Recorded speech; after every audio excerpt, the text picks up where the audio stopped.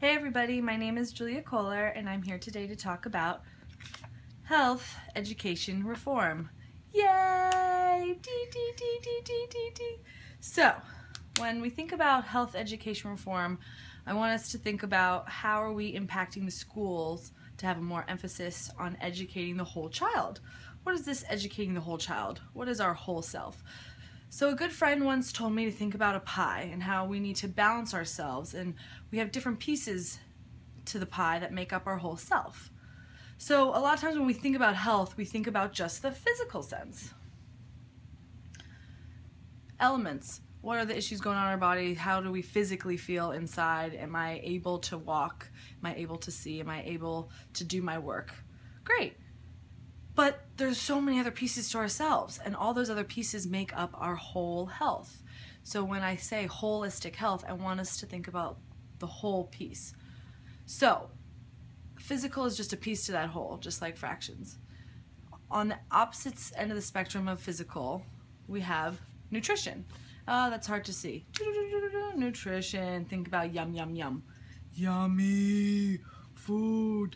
Yeah, so the physical is maybe working out, and the nutrition sense is then what we eat. There's so many other pieces that make up our whole self. So a lot of times we like to think about logic as the predominant area of school in which we focus on, academics. But wait, there's other stuff than just logic. Like the opposite end, the complementary to logic would be art. Hey, is anyone picking up on the fact that I have complementary colors on the opposite sides? Yay, good one. So we have logic, and then we have art. But then we also talk about social emotional. But for me, I like to think of them as opposites, and we need to consider both of those pieces when we're looking at the whole big picture. Those should not be linked together. Those should be separately thought about. So, I'm already shining through over here.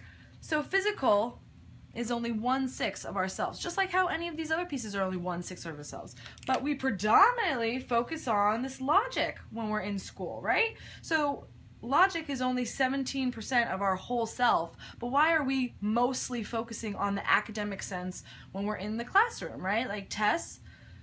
But we need to consider all these other pieces, and we need to think about that every day in the classroom, and we need to think about them being on a more equal spectrum, because this is only 17 roughly percent of ourselves, and we have this other 83% that needs to be emphasized and considered and thought about in the classroom on a daily basis. So all of these pieces need to be equally considered in the classroom, but right now we predominantly focus on the logic, the academic piece, when we do the tests and all those strenuous things that just focus on arithmetic. We are moving into another wave of education and really thinking about the whole self, educating the whole self, considering all these pieces. But yet we have legislation that keeps us from doing that when we have a lot of tests. We can't really consider these other pieces as much when we have such a big pressure and focus to get this academic piece down. So if we shift what is asked of teachers and schools to really emphasize on educating someone as considering all these pieces and not just focusing on this piece, we will create happier, healthier, brighter, futured kids. And that is because all of them will feel like all of their pieces are being considered when they are getting taught. So, why am I bringing this to our attention? Because holistic health is imperative to moving forward, and that is how successful schools are maintaining such high, rigorous standards and moving their kids forward in a positive way. Like Montessori schools, they consider all these pieces. Yes, I understand we have the limitation with resources in inner city when we're like, oh, well, we don't have the same teacher to student ratio, so of course we're going to struggle with getting our kids to have those kind of experiences. And the legislation is demanding that we prove through tests that we're doing an efficient job in the classroom.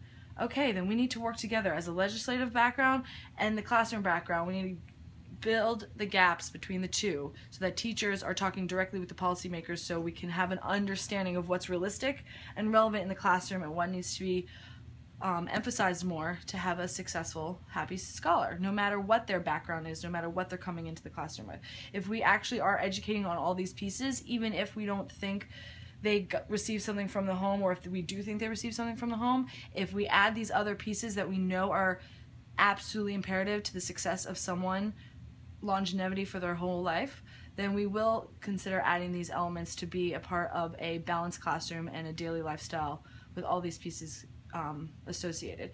And thinking about one lesson, I know we're trying to do cross-curricular, one lesson can hit on multiple aspects, right? If we do paired talks, we are now emotionally connecting with someone and socially building a bond. Maybe we're looking at some art and then going to create some art. In a logic sense, we're emphasizing the shapes and trying to build the geometry outside of the creative art that we see.